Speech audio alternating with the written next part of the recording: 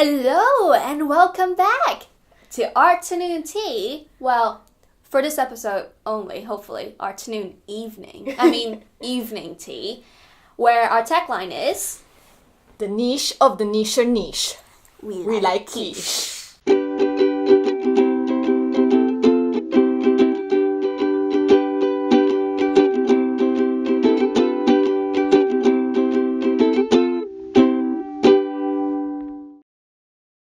So before we start this week's episode, I have many apologies to make.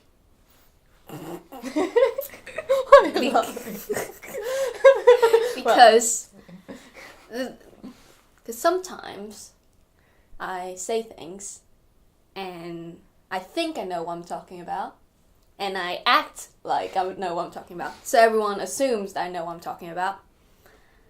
But I don't really know what I'm talking about. Oh, and I think we're all guilty of that. No, I'm specifically guilty of that. You know, you've watched Inbetweeners, right? Oh yes, I watched Inbetweeners. Like Jay. Yeah. That's me. Okay. But I don't brag about my sexual prowess. I brag about trivia. Oh my god, that's slightly exaggerated. I don't think you're that bad. I think I am. No.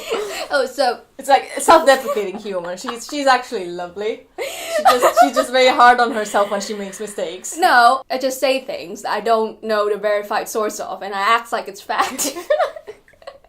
So everyone doesn't know that I'm just bullshitting. So the two bullshit things I said last week that have been pointed out to me very painfully was, one, I apologize so much to Mary Shelley. Frankenstein was her first book, but the woman wrote a lot of books afterwards. She was not a one-hit wonder novelist. Sorry, Mary Shelley. I will now make it a mission to read every single one of your books before I die. Oh no. I'm so sorry. And the second apology is to the Ryans of the world. The Canadian Ryans of the world. I apologize to Ryan Reynolds and I apologize to Ryan Gosling. I genuinely thought it was Ryan Reynolds in First Man. I don't know why. I genuinely thought it was Ryan Reynolds in First Man. Well, and I thought I was bad with names. No, it was not names. It was faces. I've seen the trailer. I've seen his face. And I still went, Ryan Reynolds looked really good. It's okay, I can forgive you. It's alright. Thank you so much. Yeah. And I would like to apologize in advance for any other bullshit I said without checking the sources. We apologize. I'm sorry. It's okay. I'll try my best to do better. We're very sorry. Please forgive us. Okay, now back to our regular programming. So, as you can see, it's not the lovely Yemi sitting next to me, but it is the wonderful Daria instead. Hi! And the reason for that is Yemi is on a bit of an adventure this week. To London Film Festival. Yeah, the BFI. She's covering all the BFI stuff. But don't worry, you don't have to miss her too much. Here, insert Yemi footage. Hi guys! I'm in London for the London Film Festival. I've been having a great week so far. This is only my third day at the festival. I mean, I'm doing this video on the third day of the festival. I've been seeing 9 films already. And I am honestly super pumped. Been waking up at 6 every morning to watch films all day, which what more could I ask for? A lot of great films, a lot of very interesting films that are about to come out. I can't wait to tell you all about it. Well, now I'm going to leave you to your awesome hosts for the evening. Big up for the second episode of Arternoon Tea, and loads of love to my girls and loads of love to all of you quiches. Next week, Yemi will be back and she'll do a proper full recap of her wonderful BFI adventures, and I'm really looking forward to it because she gets to see all the films in advance, and already some of them are looking quite peachy. Anyway, shall we get started? Daria, Me. how's your week been? My week, so it's kind of hard because the last week I feel like it's been a month because I've had so many things to do. Like I have so many projects that I want to work on for university, and we're doing this podcast, which I really love doing, and it's great. And I had many other things that I had to work on, and I wanted to work on, like extra projects and so on. Mm-hmm. However, I came to the conclusion that I'm human too, and I cannot do all the projects at the same time, and it's better to focus on fewer projects and doing them better rather than... I know exactly what you mean. Yeah, and it's kind of disappointing because I'm always used to me, like, doing a lot of things and being always busy and stuff, and letting go of these projects just made me feel so, like, almost incomplete and disappointed in myself. I know I shouldn't, but... Yeah, but overall, it was a great week. I'm really happy about it. Very busy week. Yeah, and I'm excited now to be here and talk to you. Yes, and I'm talk so with happy. you. And I'm so talk about stuff. Yeah. It's gonna be great. How about you, Alice? How was your week? Well, I've had a fairly interesting week. I've had uni, and I'm working on my first brief for university, which is exciting. The first brief of the third year, and we don't have that many briefs this year because it's gonna be the third year. And so, Last year of university, can you imagine? That's gone by so fast. That's like, Everybody says that. Everybody says that. Like when you're first year, you're like, oh my god, such a long way ahead. But when you're third year, you're like, where did the time? Need a cup of tea for this. Tea always makes life better. Where did the time go? But something interesting happened to me this week. Oh, really? Yeah, and I haven't told Daria. I told Yemi, because I didn't tell Daria yet, because I want her real, raw reaction on camera. Oh, that's something interesting. Also, just a disclaimer.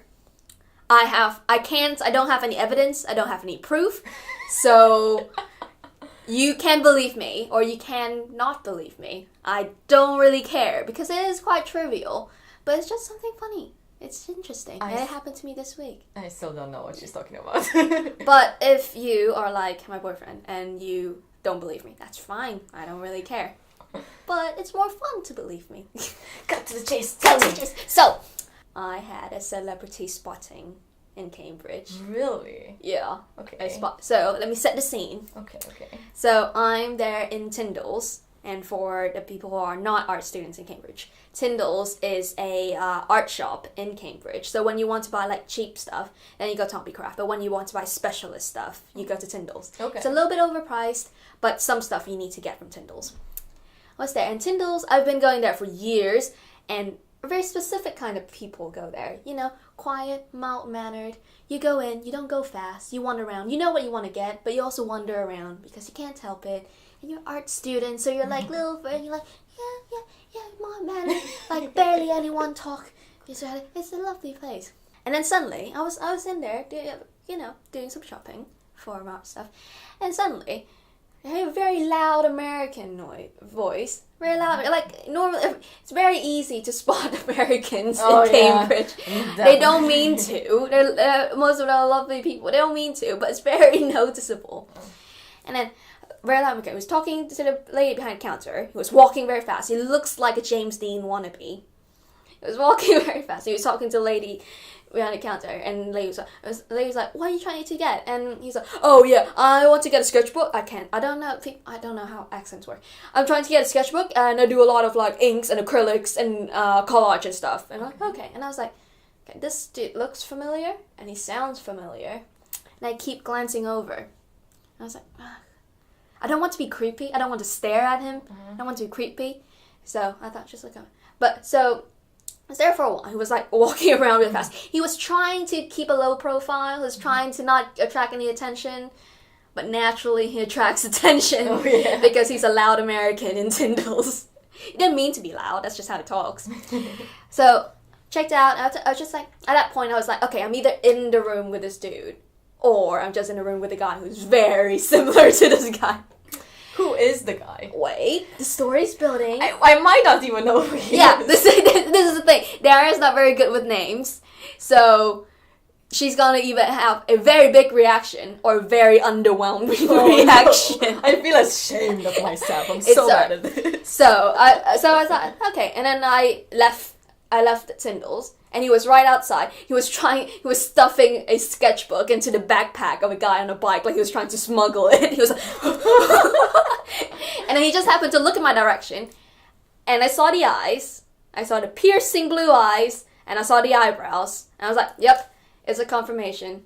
That was Chris Pine.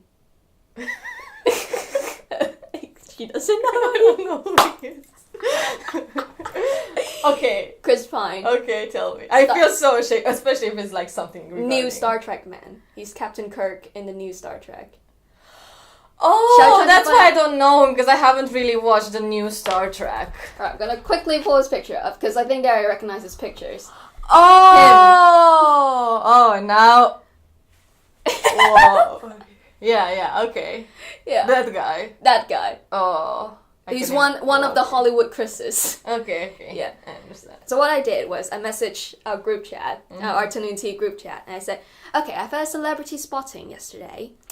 I really want to say it during the podcast. Should I tell you guys now, or should I wait to say it on camera to get Daria's reaction? You said no, wait for on camera. Yeah. And then Yemi messaged me privately. He said, you tell me now. And I just said, Chris Pine. And without saying anything else, she immediately called me. I just got on the phone. And she was like, what the fuck?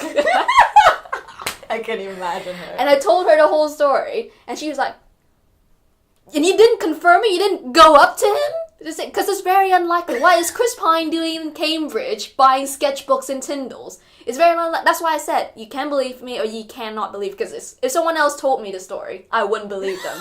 It's so unlikely. So she was furious. She was like, you didn't go up to talk to him? I was like, what am I gonna say? I'm gonna be like, oh hi, I just want to make sure that you're Chris Pine. Are you Chris Pine? And you'd be like, yeah, I'm Chris Pine. I was like, oh, I just wanted to make sure. I'm not that big a fan of you. I just wanted to be sure. And Yemi was like, we could have made a career out of it. I was like, well, how do we make a career out of me going up and confirming that I saw Chris Pine? And she was like, we could have invited him onto the podcast. Yeah, that would have been an idea. You probably would have paid millions for that. And she was like, I was like, why would Chris Pine go on our podcast for free at my house? Oh, that would have been an interesting story to tell. Yeah. But still, yours is very, very interesting. And then Yemi was like, it's unlikely that he'd say yes, but it's worth a shot. Have I taught you nothing, Alice? I'm so disappointed. You're gonna go back to that shop tomorrow and ask the employees if that really was Chris Pine. So you're going back to that store tomorrow. Tomorrow you need to ask them if that was Chris Pine. Okay? I was like, Yemi, I don't care that much about Chris Pine. If it was David Tennant or Neil Gaiman, then oh my god, hold my horses. I love those guys. Yeah, I would be so storming much. up to them. But it was Chris Pine. I'm sure he's a lovely guy. He's done good work. I just don't care that much about him. I just, it's Chris Pine. Carry on with my life. He's just trying to get on with... He really was trying to, like, not get everyone notice him. It was like trying so hard to know epically. And failing so bad. Because of the accent and everything. And he was dressed like James Dean. I thought he couldn't have looked more American if he tried. Yeah. It was really funny. But yeah. Great story. So that's what happened to me this week. Thank you for joining me on my story time. Yay! Right. Very quickly, because we got some feedback from our last week episode saying, why are you eating cakes and not talking about the cakes? Yes, so, we need to talk about the cakes. So Daria, since you bought the cakes this week, okay, shall we? Okay. Let's take lovely cakes.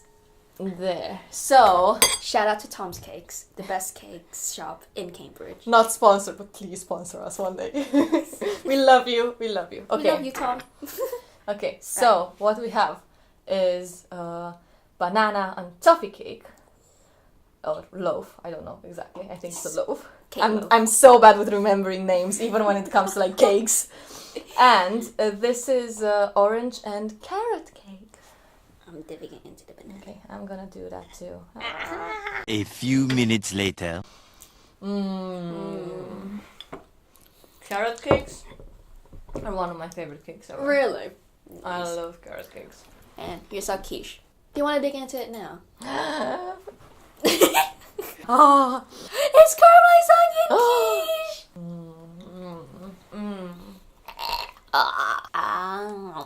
Best cakes ever. Unrelated segue. News. So, Okay.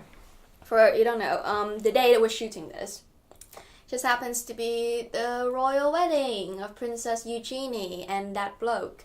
Which I'm so uninformed of that I only found out now from Alice. See, the thing is, I don't normally care about royal weddings. Okay. 2 people getting married, well done. Don't really care who you are.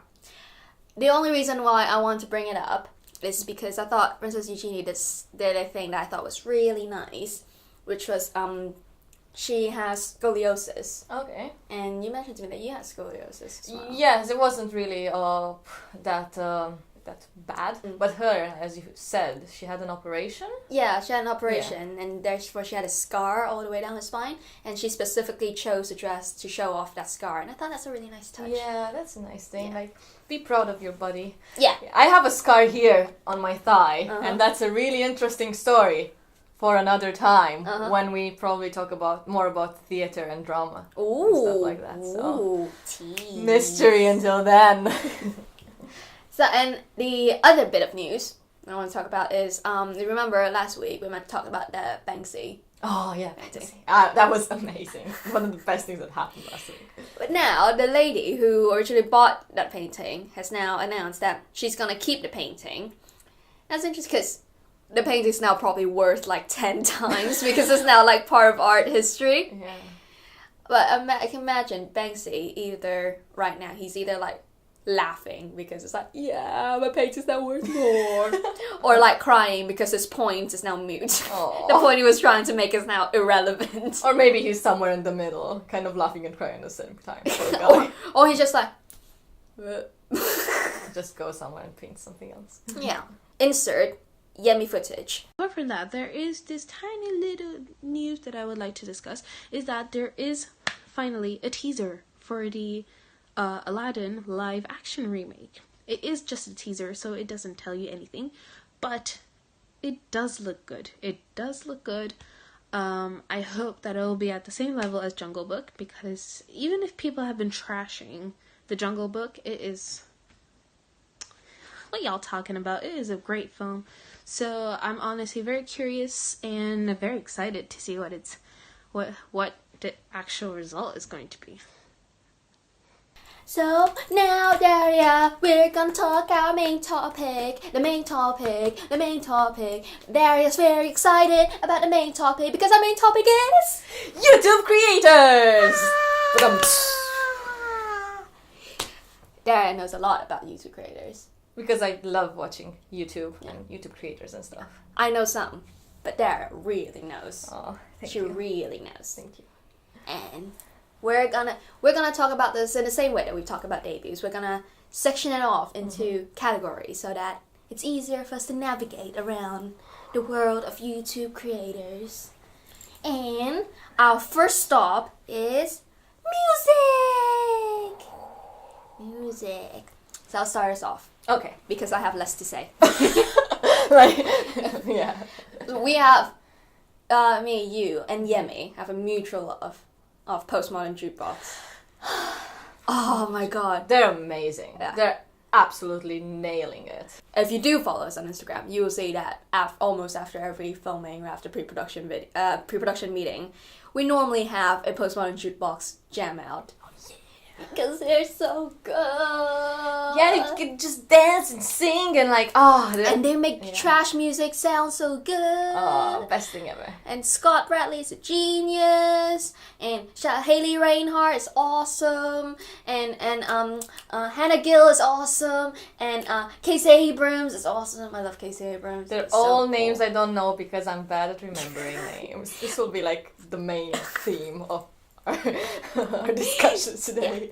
But they're all so awesome. And Yemi is actually the only one of us who've actually gone to a Postmodern Jukebox concert. Really? You didn't know that? She said, I wanted to go last year because they were in Cambridge last year. Oh, I didn't even know that. Yeah, but I didn't go because I had too much uni work. I was like, they came during like the week where I decided to make a 6-minute stop motion video in 3 days. Whoa! Why did you make yourself do that? Oh no. So I was like, I really love you, post my jukebox, but I've done this to myself. I can't. Oh. No. Oh, I'm so sorry. Please come back to Cambridge. I Yeah. promise I'll go. And another group that's similar to Post Malone Dogs is the Piano Guys. Oh yes, they are really, They're really cool. so cool. I just want to say they're cool. Well done, lads. Good job. Insert Yemi footage. If you guys are going to talk about musical YouTube channels, then everybody should definitely check out Colors. They are super, super good at spotting great emerging talents. Colors is sort of a musical milestone milestone now. Because basically all the artists that are featured on Colors, they are eventually going to blow up globally. It is this step, is that if there is an artist, and if you see an artist on the Colors channel, you know that they're going to be super successful, and they gather artists from all over the globe. Just a couple of weeks ago, there was this Danish dude, and it was a really, really cool song.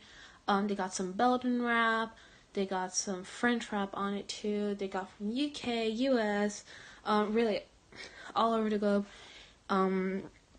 And everybody should check it out. And they're really, really cool. You get to discover new artists, and you get to discover new independent artists.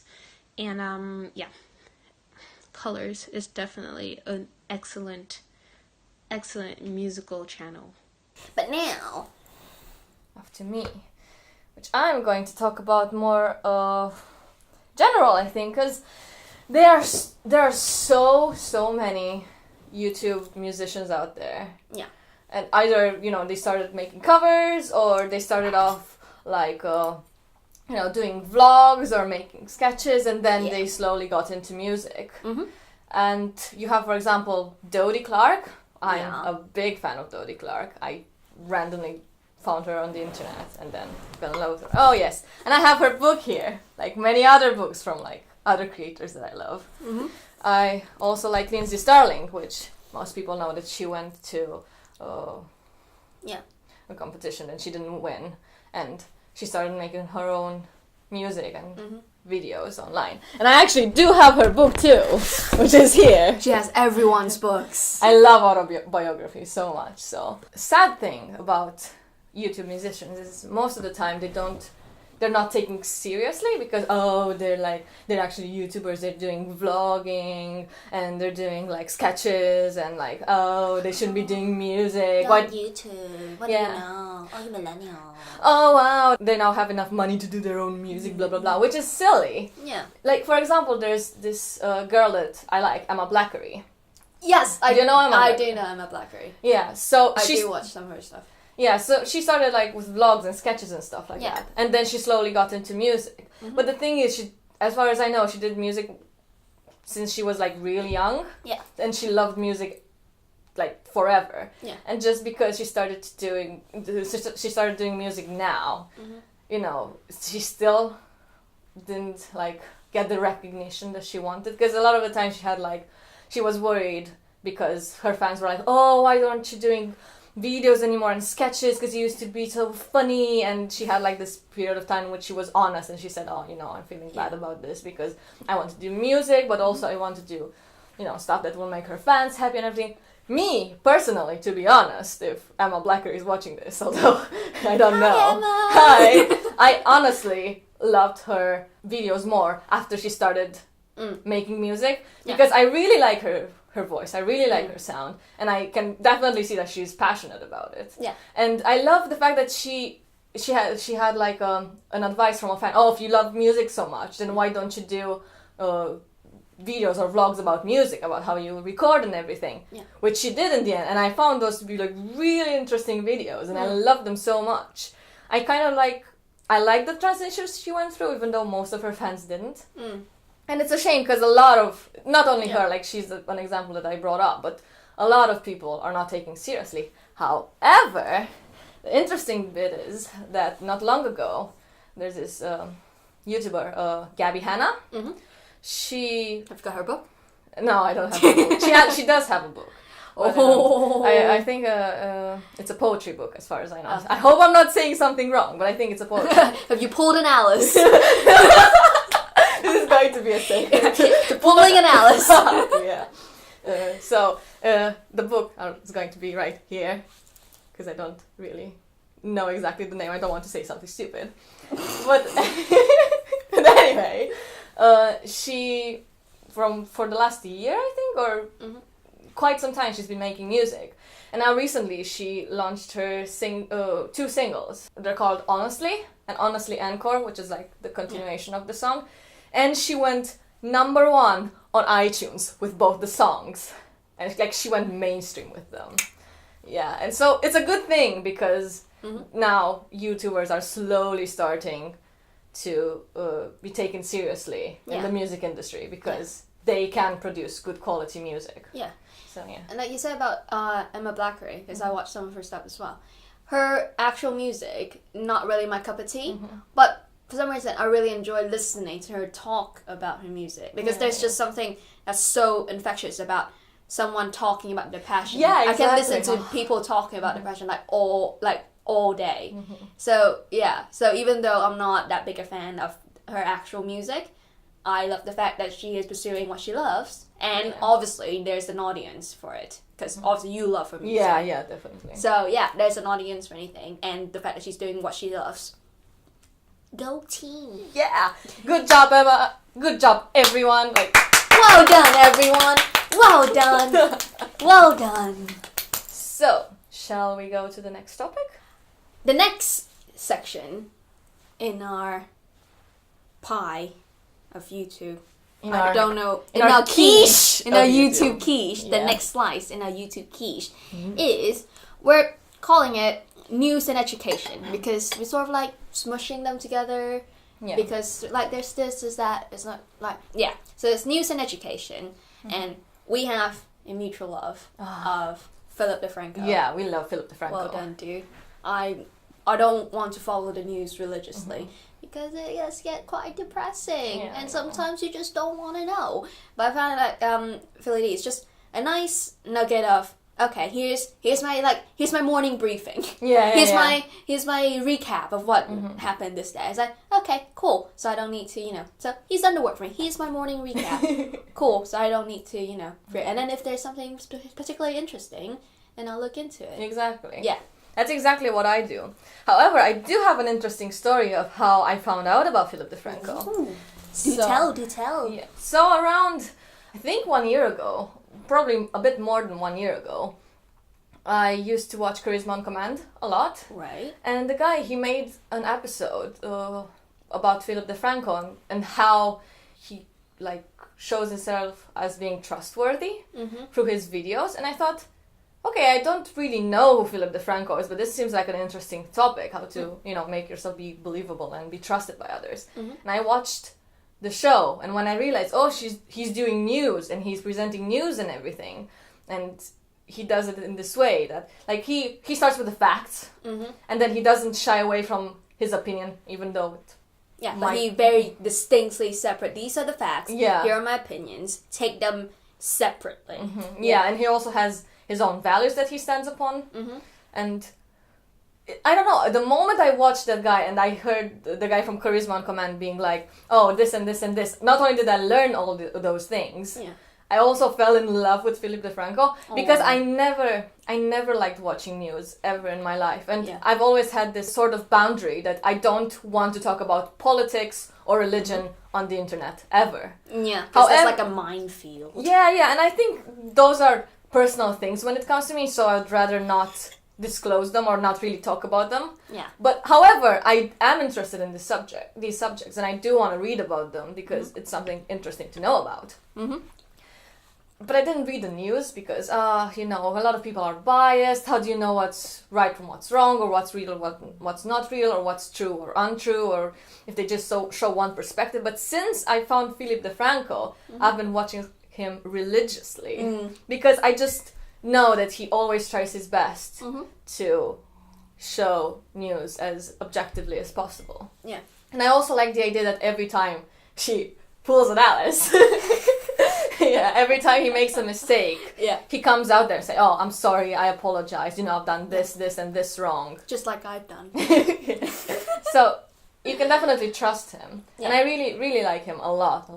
Yeah. I'm so glad I found Philip DeFranco. Now I can like finally be informed with the news. And his upload schedule works really well with us in the UK as well, because he uploads right before my bedtime. Yeah, so it's like, okay, I'm gonna go to sleep. Philip DeFranco. Philip And then go to sleep. Yeah. And also, we watch.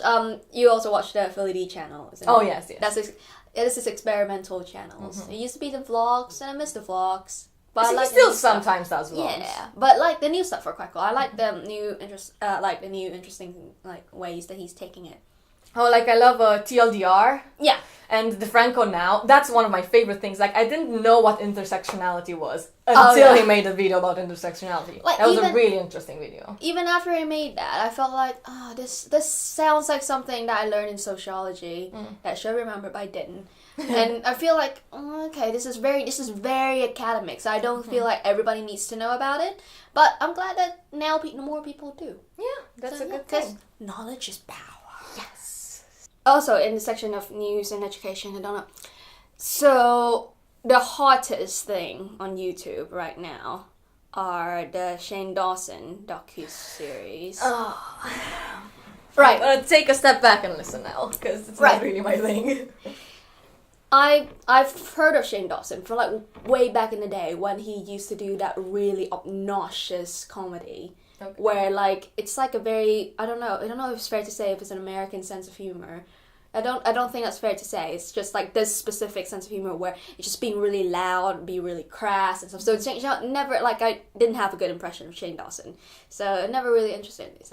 But then ever since he started making these docuseries, there was like so much hype. Everyone was like, and then a lot of people were saying, "Oh, he is our generation Louis Theroux." Really? Yeah, and Louis Theroux. I love Louis Theroux. Louis Theroux's my man, right? Louis Theroux and Brian Cox. Ugh. But they are sexy men who with clever brains and they know what they're doing. So I thought, okay, if Shane Dawson really is our generation Louis Theroux, let's see what our generation Louis Theroux has to offer. So I clicked on the Jake Paul video, the first Jake Paul video, and oh my god. I haven't watched it, but I kind of know what's coming. My god. I mean, I'm sure Shane Dawson's a nice guy. He seems like a nice guy. Yeah, I think he means well. I think, he's a good person. I'm glad he's doing this work and, people will improve and stuff. But whoever that he hires to edit, they need to be sacked immediately. Immediately. Oh, and if he edits it himself, he needs to take himself to film school immediately. Because, oh my god, it is the most obnoxious editing I've ever seen in my life. It is unbearable. And even like even Philip DeFranco mentioned at one point where he was talking about how Logan Paul might be a sociopath because he said this part is a sad part, so I'm gonna put sad music under it. But while he was saying that, he was in the part where it's supposed to be tense, and he put like tense suspense horror music in it, and I'm like, dude. Why are you doing the same thing? Hypocrite flag. Just waving. Dude, look what you're doing. And look what you made me do. Oh, no. Look what you made me do. I'm sorry. I'm so sorry. And then like, it's such and then it'll be like, he's just like in his house, and he just say, oh my god, Jake Paul just sent me a text message. And then the thing will go, Inception noise. Oh my god, Jake Paul sent me another video. Oh my god, my phone just went off. Oh my god. Really? What if everyone's a sociopath? And I'm like, dude, no. If you watch Louis Theroux, right? He's done the most insane stuff. He's talked to the most dangerous people in the world. It's just chill. Yeah. You don't need that. You don't. If what you're doing is valid and what you're doing speak for itself, you don't need that obnoxious editing. And when people criticize him for I think a lot of people, especially because I see that kind of editing is very prevalent in American documentaries. I cannot stand American documentaries. I'm so sorry, but you're just not. But I don't think American documentaries are that much as Shane Dawson. Yeah, he really like. He's like American documentary editing, like times 10 On steroids. It is ridiculous. I can't watch. It was unbearable. But my sister just sent me a message saying, Alice, Shane Dawson toned it down. He got better. You should watch. Yeah, she was like, really, every time I've given this rant to her many a times, and she just has this face like, Oh. old lady. Aw. But yeah, she's like, Shane Dawson toned it down. So, I don't know. Maybe I can give him another go. But get a new editor, mate. You have enough money to get a new editor. Yeah, again, with Louis Theroux. The subject matter speaks for itself. It's very common. Just come in, deal with the situation, let the situation speak for themselves. You don't need all this like it was barely bearable in a horror film. Barely bearable in a horror film. It's so bad when it's a documentary. And it's so bad when a documentary is something about something as trivial as Jake Paul. And like Louis Theroux went and interviewed the most dangerous people on the planet. Dude, talking to another person. The conversation speaks for itself. I'm talking to Jake Paul. It's such noise. I mean... Yeah, I'm so sorry you had to go through that. Michael Bay has more self-control than whoever it is that edits Shane Dawson. Baz Luhrmann has more self-control than whoever it is that edits Shane Dawson's video. Okay? You can clearly see that Alice is very passionate about the subject. I'm very passionate about how much I hate bad editing. So I can't really say anything about the subject because I don't really watch Shane Dawson nor the Paul brothers, so... A pair of brothers we do watch, though. The Vlog Brothers! The FTBA! We love them so much. I love them so much. Honestly, they're so cool. Like, I love, like, all the official Vlog Brother videos, from the silly ones to the more philosophical ones. Yeah. And we both watch, like, all the other stuff that I make, like, Crash Course single-handedly saved my GCSE and A-level career. Crash Course is amazing. Sometimes I just watch it for fun. Yeah, exactly. Like, my favorite was like the world history and mythology. Oh, I love Crash Course mythology so much. So they even mentioned like one episode had a Vietnamese mythology in the thought bubble, and I was like, whoa. Yes, we made it! We made it onto a Crash Course video! Yay! Go team! Country goals. But yeah, they're great, and obviously everyone knows that Daria loves both the Green brothers. Yes, because last time in our last episode I was really excited to present Hank Green's debut. An absolutely remarkable thing. And of course I read all of John Green's books. Yeah. So I love him so much. They're amazing. See, John Green, I don't particularly enjoy his books. But I love him as a personality. Yeah, I love him as a person. I think everything he does is great. And there's obviously a big market for his books. So even though they're not specifically to my taste, I generally think like the world's a better place with the Green brothers in it. I know. And they endorse so many other channels that are really good. Yeah. And I mean they have I think the Financial Diet. Yeah. Sexplanations. And a lot of other SciShow. Oh, they have a SciShow, but that's their own show. Yeah. Yeah, SciShow, Psych, and everything. And also, they're doing so many things. Yeah. Jesus. And also, John Green is, it was one of the things that I bonded with my boyfriend over, because my boyfriend, he is a massive Liverpool fan. Oh, okay. And John Green is a very big Liverpool fan. Oh, okay. He's like a massive Liverpool. So like sometimes when Liverpool is like doing something like crazy, like John Green's bound to talk about it in a video. And sometimes he make like a whole video dedicated to Liverpool. And I'll just say it's like, oh look, Green. And then sometimes whenever Liverpool does something insane, like my boyfriend would just message me and say, I bet that writer guy that you watch on YouTube is going mental right now. And I was like, oh, it's funny you should say that, because he just released a video of him going mental. It's like connection. Yeah, and I like the fact that he supports a third tier football. But when I told my boyfriend, he was like, yeah, having don't forget to be awesome on the shorts of a football team. It's not really a great idea because you're bound to have the piss taken out of you. But I love it when like Hank Green has this book out and then he like plastered his book adverts everywhere. Oh yes, that John Green it was a present for Hank's birthday. Yeah, it was insane. Epic. I mean, that is a power move. That was so good. Yeah, I love the silly antics, and I love all their like philosophizing and everything. Like sometimes they hit you, and then sometimes they talk about tomatoes. Oh, there was a really funny moment when they had this like Batman battle. Oh yeah. I'm on John's side. Batman's cool dude. Wait, no, John said that Batman is wait. and Hank said Batman is cool. Oh yeah, shit. No. You want to say that again? No. It's alright. It's alright. I pulled an Alice. It's okay. The reason why I know that because I listened to their songified song on repeat. John, we are all bat people. Hank Gotham never gets better for long. Why are you chaos? I've watched those videos multiple times. It's okay. It's okay.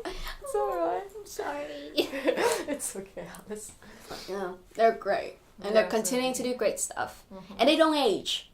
Yeah, they're not the same age. Yeah. It's ridiculous. They don't age. And not only do they look the same age, but they also seem very wise. Like sometimes they have these videos that just like make me suddenly feel better, and I'm like, oh. But they're also very young at heart. Yeah. And sometimes they make silly videos, so that also makes me feel good. Yeah, I love them. They're great. Well done, guys. Yay! And we've arrived at a segment that we call Shameless Shoutouts. I want to just quickly shout out to Call Me Mordecai and Freaky Dreamers.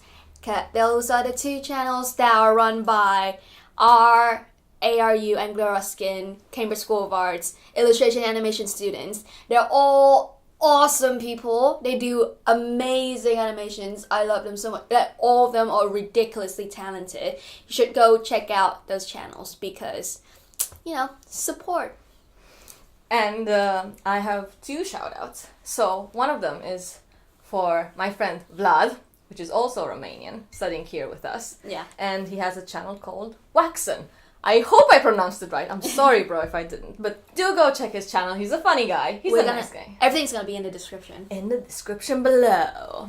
And also, I have some friends that used to have a rock band. Ooh. And they're not doing any more music now, but they are on YouTube and they have like a couple of songs out there. Yeah. And I think it's worth giving them a listen.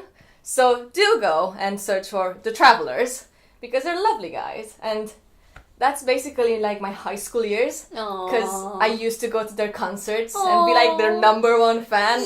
And their music is really good. I have like pretty good lyrics in my opinion. Nice. So go check it out. The description below. Yeah. Insert Yemi footage.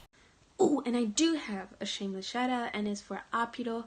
Atti pubblici in luogo sceno. They're a super cool band. They're about to have an EP out. They're my friends. They're super cool. They're bringing back Pink Floyd type of music. You guys should totally check them out. They have a YouTube channel.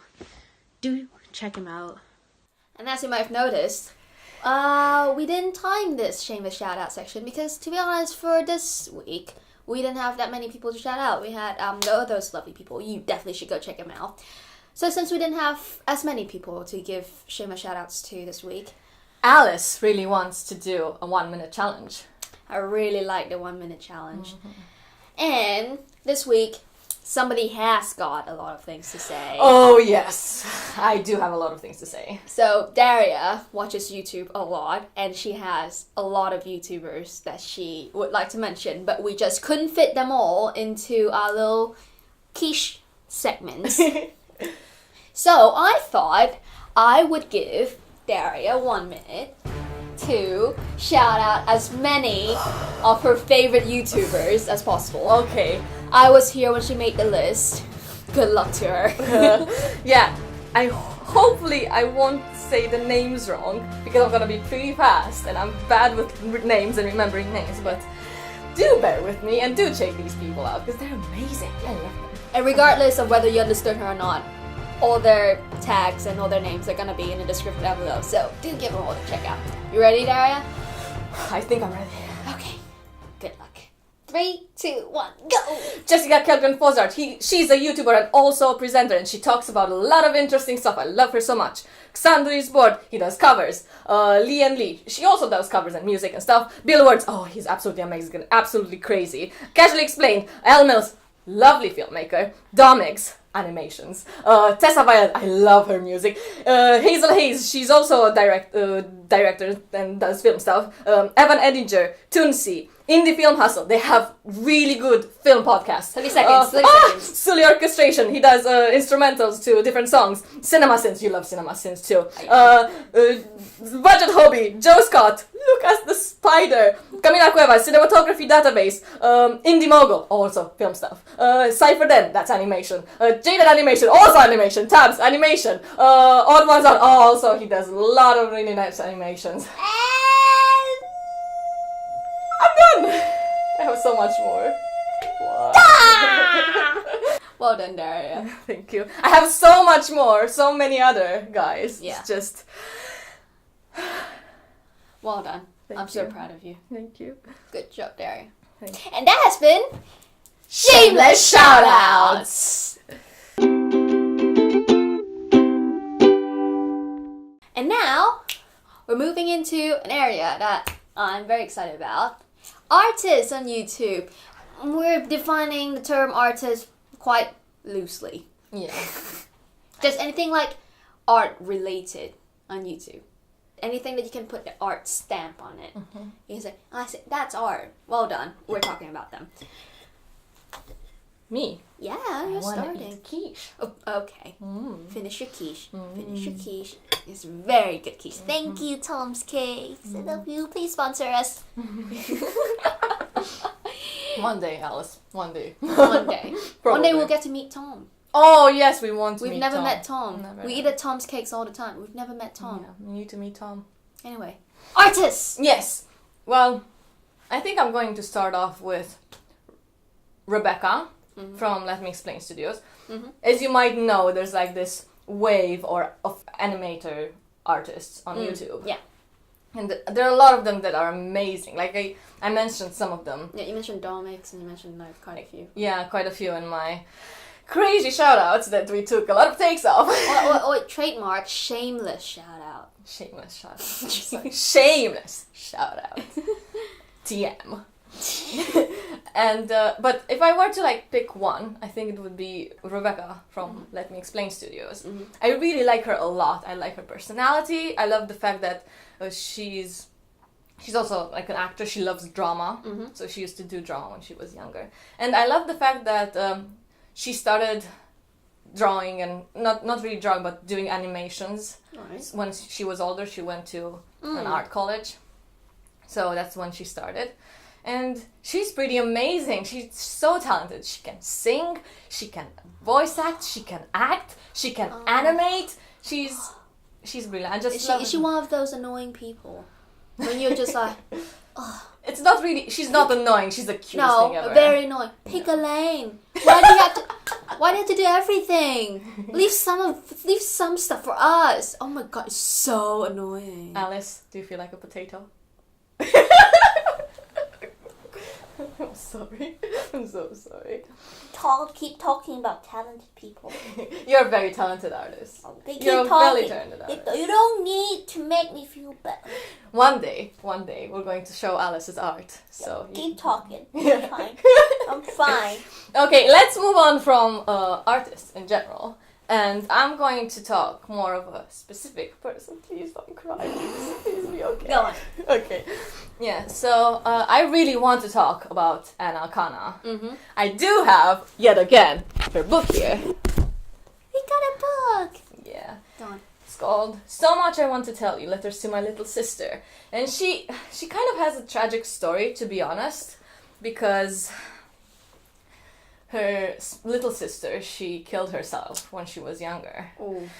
So that took a toll on her and her family. Yeah. And from that moment on, she was kind of inspired by the idea of, creating art and trying to sort of I feel like she was trying to heal herself through art, and this is actually what the book's about. It's mostly about her trying to tell these stories that she went through after her sister have died. Like, she would be a big sister, you know, telling her little sister advices regarding life or any other things. And I love her because she's also one of those annoying people that can do a lot of things at the same time. She's a stand-up comedian, she's an actress, she's a filmmaker, she writes, now she's thinking about doing some music. So, I'm so sorry I'm doing this to you. Keep talking. Okay. And as you can see, I did a lot of quotes here because she has a lot of really interesting Oh, so is that what those bookmarks are? Yes. I was going to ask you. That's what I do with my books. I just put bookmarks in it and I try my best to not damage them. So I put in like different sticky notes. I don't know if you can see.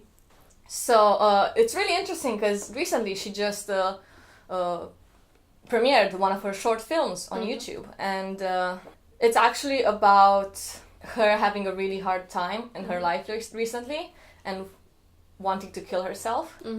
And I love her because she's so honest about mental health, because she went through so much in her life that she's a mental health advocate, and she openly talks about her struggles and tries to inspire people. And I really feel that film showed her vulnerable side, and she was very honest with it. I feel like it was almost an autobiographical film because it kind of showed her whole life through it, and it's really amazing and inspiring. I think you should watch it. It's a good film in general. Yeah. So I'll watch it when you chuck me the link so that I can chuck in the description where you can check it out. Yeah, she's absolutely amazing. Yeah. So, yeah. Anna Kana, one of my favorite filmmakers ever. Yeah. Nice. I'm gonna take it slightly on different directions. You just talk about a lovely filmmaker. Yeah. So I'm gonna take it like slightly more towards the more visual arts. Well, film is a visual. Anyway, I want to talk about Make You Look by Lex. I love her so much. She's a body painter on YouTube, and she does so many, like, she turns herself into like amazing creation. Sometimes it's like, the thing I love about her, she does do some of the popular character requests and stuff, but that's not what she exclusively does. Sometimes she like draws characters that her fans made, and she turns herself into it. And then a lot of times she creates like original characters. And right now it's Halloween, and she's Halloween month, and she's just done like she's doing a whole month of just like loads of Halloween videos, and it's just makes me so happy. She's amazing artist. She's so fun to watch. Sometimes when I'm bored, I just like put her and listen to the voiceovers because she's great fun. Cool. But also the creation is just absolutely awesome. So Make You Look, Alex. I love her so much. Like, if I can barely do my makeup. I don't wear makeup. I don't wear makeup either. Because I can't be bothered. But if I was gonna turn myself into something, like, I wish I can like know how to do, because I can paint on like, it's a weird thing. People was like, oh, you can paint someone on paper. Why can't you paint yourself? Yeah, so I was like, I don't know. It's just it sounds weird, but it's like a different skill set. So yeah, Make You Look by Lex. I love her so much. Second one with more, because I'm studying illustration, and one of it's not strictly illustration. He's more fine art illustration, but Kellogg's Loops, as his channel name, he does fine art stuff, and he does those, you know how like, you know, ASMR people do like, oh, this is soothing. Sometimes you can have the same effect by watching just time lapse of people doing art and lovely and peel porn, and just really lovely. And he does a lot of videos, and Vietnam represent. Nice. And quickly, we talked about this when we were doing a pre-production meeting, and Daria doesn't know what this is. Okay. And she's missing out. And it's the art restoration videos on YouTube. Oh, you should, yeah. You remember I told you about it? I did not know anything about it. It's amazing. You just need to search art restoration. There are loads of people. A lot of museums do them. There's one channel called Baumgartner Restoration. Like, he does that professionally, and he films them. What they do is they take very, very old paintings, and a lot of time damaged paintings, and they carefully and lovingly clean them and care for them and patch up all the tears and then refill in the bits of paints that have chipped off and then they reseal it, and they do all of that with like removable stuff. So if in the future someone in the future decide that their job was not good enough, they can totally remove everything and redo it with better technology, better craftsmanship. But it's just so nice to see someone like caring so much for a piece of art, like just so much love and care and detail, and it's just so sad, especially when they're taking off the layer of varnish. Yeah. Oh, it is. I can imagine it's very satisfying. It is so to satisfying. see it coming back to life. Yeah, like you can bring the colors back. And there was like one of the very big videos is there's this painting that was done by a very famous Renaissance Italian artist, and people give it to a museum. The museum was like, that's clearly not by him. But then they put it under the X-ray, and they saw that there's a painting under that painting, and they realized what has happened is it is a painting by the original artist, but during the Victorian times, some Victorian painter or maybe patron decided that this face that was painted by the original artist was not pretty enough, so they decided to paint over it. Oh my god, that's a crime. Yeah, but then like the museum then faced a problem that because now the Victorian paint over is now like a piece of history on its own. So what they do, so they decide to photograph loads, and then they decide to remove the layer of paint that was the Victorian paint to show the original face. Granted, it's not as pretty as the Victorian paint, but it's so much more character. She looks so proud, and she's so like, cool. Yeah. I really need to see this. It is so cool. Do you have a photo of it? I do have a photo of it. Lovely. It's so cool. You definitely need to check it out. Before and after. Nice. And just quickly, because I'm taking over. Yeah. I just want to quickly mention DIY channels. Oh, DIY channels. I love DIYs. I watch so many DIY channels, especially when I was trying to do up the house when I first moved in. I watched so many DIY channels. She made so many things by herself in her house. One day you should have like a house tour and show all of your artwork and all of the things you DIY'd yourself. She is amazing. Talking about annoying people who can do a lot of things. Oh yeah, like some DIY channel I'll watch is the Sora Girls. They do like really creative DIYs and it's really fun to watch. Yeah. Mr. Kate and Threadbanger. Just gonna throw it out there. Go find out about them for yourself. So I don't want to take up too much time with it, but I love watching DIYs. It's just so much fun. And, you know, some stuff you can use, some stuff you can't. It's just fun to watch. Go check them out! Yeah! And now, our last segment of the quiche. Which we really, really enjoy talking about. And I think this is, like, truly niche. Because yeah, I think so, yeah. Because before we filmed this podcast, I ran it by my sister. And when she heard that we're going to be talking about YouTubers, she went bananas. She sent me so many things. She sent me so many lists. But she never even heard of the concept of video essays. Oh, yes. Video essays are a big thing on YouTube, especially for us film nerds. Yeah. There's so many film nerds video essays. I mean, it goes hand in hand. Yeah. You know how to make films, you know how to make a video essay. Yeah, it goes hand in hand.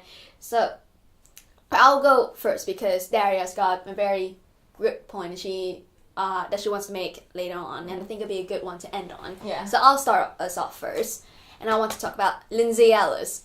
I love her so much.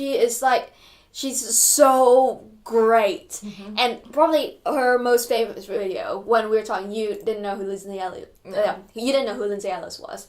But when I said that she was the girl who did that 3-video epic odyssey on analyzing The Hobbit.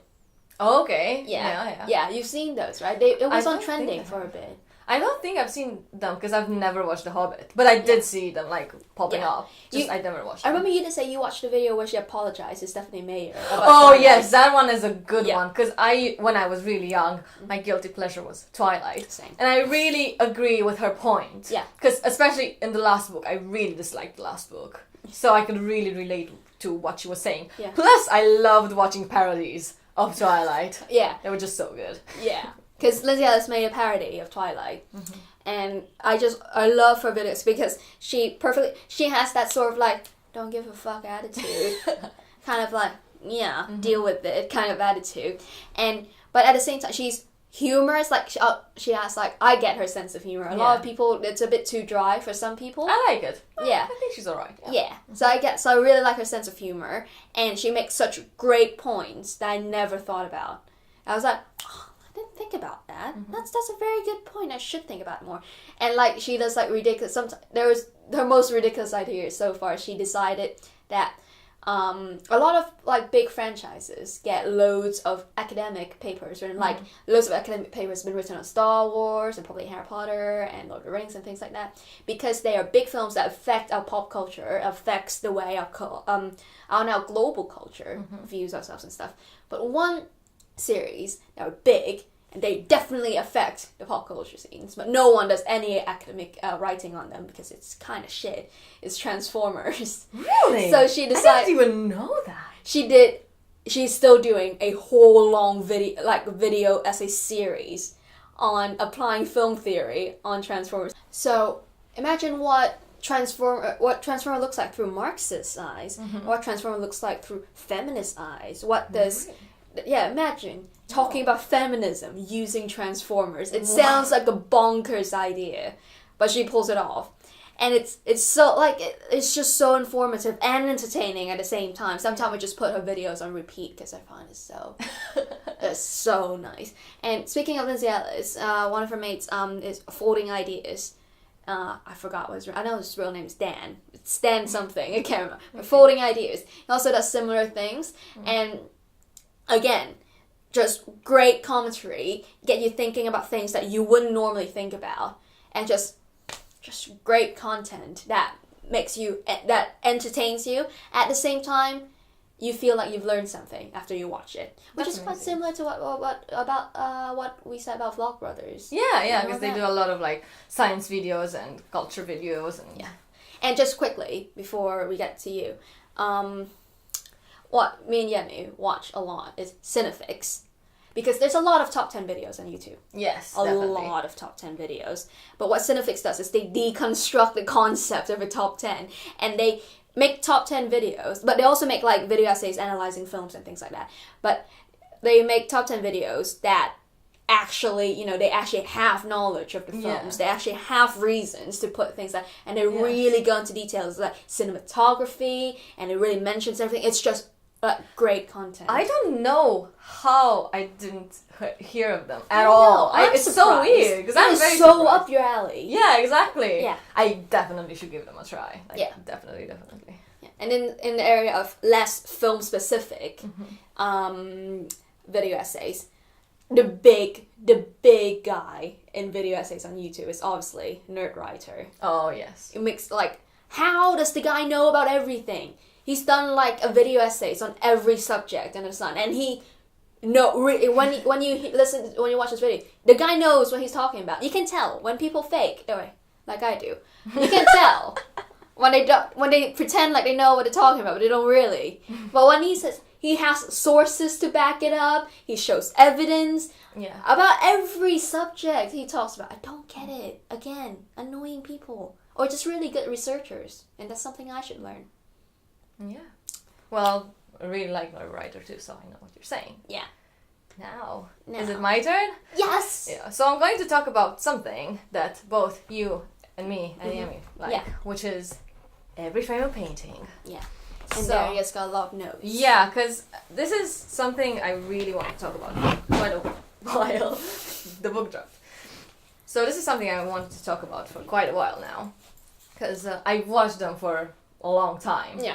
And one of my favorite videos is the one in which Tony Zhu talks about editing, because he's an editor. And I really feel like he encapsulated the idea of an editor very well. Because I started off loving film because I started editing my own films when I was a kid. Yeah. So, yeah. And he's a good editor, unlike Shane Dawson's editor. Call back! Yeah. Got a new one. Alice is really, really triggered by Shane Dawson's editing. It's okay. Moving on to better editing. I won't interrupt him. Yeah, it's okay. It's okay. Yeah. So, unfortunately, every frame of painting had stopped since I think 2017 is when they had like sort of their last video, last-ish. So I think so. Fact check. Yeah. If I'm wrong, I'm gonna put it here. So yeah, and I was kind of sad because of it, because even though they didn't do like a lot of films before, I still like eagerly waited for their films to come, even though they were pretty rare. However, recently, like I think a month ago, I discovered why they stopped making videos. So if you want, you can actually go and read the article, because it's an article. And basically the article is like sort of their last script for their last film, but they never ever had the chance to film it. Right. So they decided, rather than not do anything with it and having it lost in another pile of scripts, they prefer to post it online. And it was a really, really insightful video, because you actually see how much work was put into it. So the reason why Tony Zhu started making videos is because he was frustrated with the idea of presenting visual concepts to non-visual people. Yeah. And he kept saying, well, I would like someone to make video essays about it. And I think, as far as if I remember correctly, someone said, oh, why don't you do that? Yeah. So in the end, he decided to work and make video essays. Just quickly. So it feels like that's how like every person who's made video essays start out, like, because we both write essays. Yeah. We're actually in the middle of writing our dissertations at the moment, exactly. and because we're studying visual subjects, the amount of like, so normal other people, when they write dissertation, they have a list in the bibliography of all the reference. We sort of have to have two, because these are all the reference of all the images they had to put in. Yeah, exactly. And these are all the actual quotes and the normal stuff, because it's so hard to talk about painting, and if the person is like, well, where's painting? I don't know what you're talking about. Yeah. So you have to like put in evidence. So, but it's so. But with the video essays, it's there. You can see it as you're getting this information coming through. It's linear. It utilizes all your senses. It's just a great. Okay. Yeah, I understand what you're saying. Yeah. And when they started working, because weirdly enough, even though Tony Zhu was like mostly the voice, he also had another person that helped him with editing. So not only do they work like on the projects, his friend Taylor, he would go and re-edit his videos.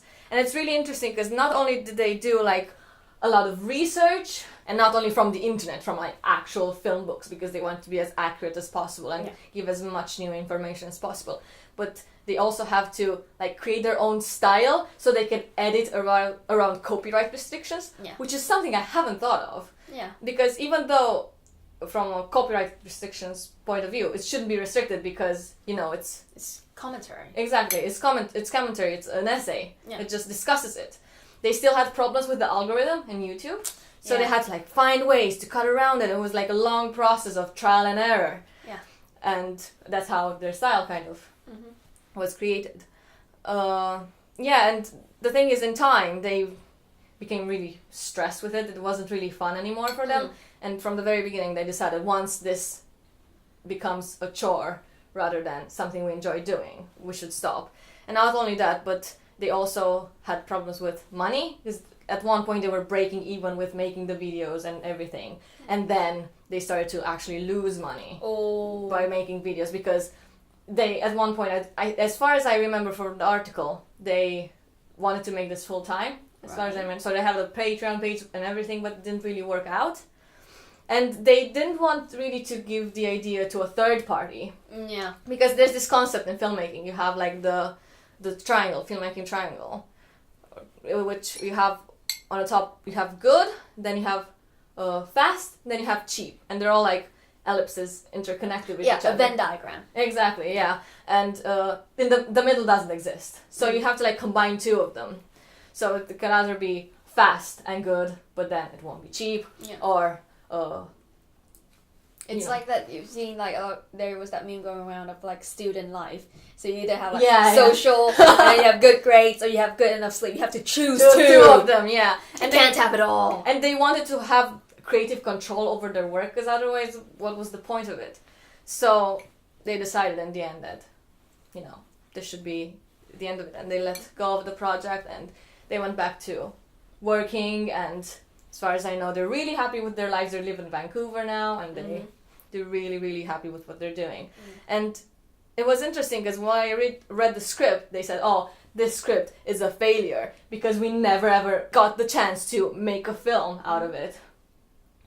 And it's okay to fail sometimes because, you know, we're all human and there's nothing wrong. And they put that script out there in the hopes that it might help someone.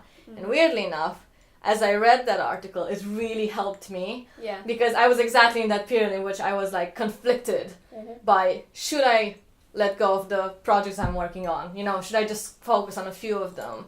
Will I fail? Am I good enough at doing this? And, you know, then I realized after reading their article is that, you know, it's okay to let go of stuff if it doesn't work out. Yeah.